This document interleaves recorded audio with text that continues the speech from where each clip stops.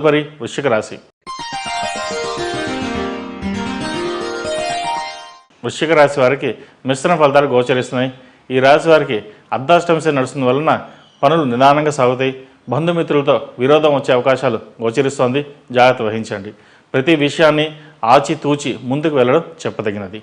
వ్యాపార పరంగా ఈ రాశి వారికి బాగుందని చెప్పవచ్చు. ఎన్ని కష్టాలు ఎదురైనా ముందుకు సాగుతారు. మీరు స్వశక్తితో ముందుకు రావాలని కోరుకుంటారు. నలుగురిలో మంచి పేరు తెచ్చుకోవాలని కోరుకుంటారు.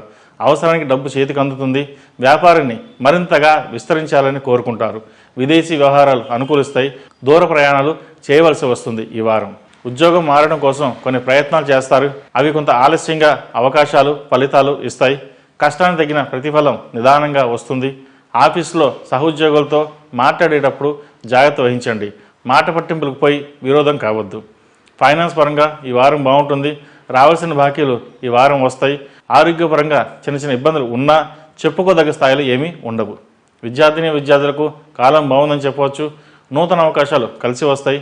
అయితే ప్రతి పనిని నిదానంగా సాగుతుంది. ఆరోగ్య విషయంలో కొంత జాగ్రత్తలు అవసరం. వివాహానికి సంబంధించిన విషయంలో జాగ్రత్తలు తీసుకోవాలి. వివాహం దగ్గర దాకా వచ్చి దూరంగా వెళ్ళిపోయే అవకాశాలు గోచరిస్తోంది. సుబ్రహ్మణ్య స్వామి వారికి అభిషేకం చేయడం వల్ల మంచి ఫలితాలు సంప్రాప్తిస్తాయి. ఈ వారం స్త్రీలకు బాగుందని చెప్పవచ్చు. అభివృద్ధి పదంలో ముందుకు వెళ్తారు. అందరూ మీకు అన్ని సహాయ సహకారాలు అందిస్తారు. బంధుమిత్రులు మీకు తోడుగా ఉంటారు. విదేశీ వ్యవహారాలు అనుకూలిస్తాయి. వీసా కోసం ప్రయత్నిస్తున్న వారికి వీసా లభిస్తుంది. అయితే జాబ్ సాటిస్ఫాక్షన్ సంతృప్తికరంగా ఉండదు. ఈ రాశివారు ఆంజనేయ స్వామి వారికి ఆకుపూజ చేయడం చెప్పదగినది. కాలభైరవ రూపం మెడలో ధరించండి. మంచి ఫలితాలు ఉంటాయి. ఈ రాశిలో జన్మించిన వారికి కలిసొచ్చే సంఖ్య నంబర్ 6, కలిసొచ్చే దిక్కు ఉత్తరం, కలిసొచ్చే రంగు ఎల్లో. తదుపరి ధనుసు రాశి.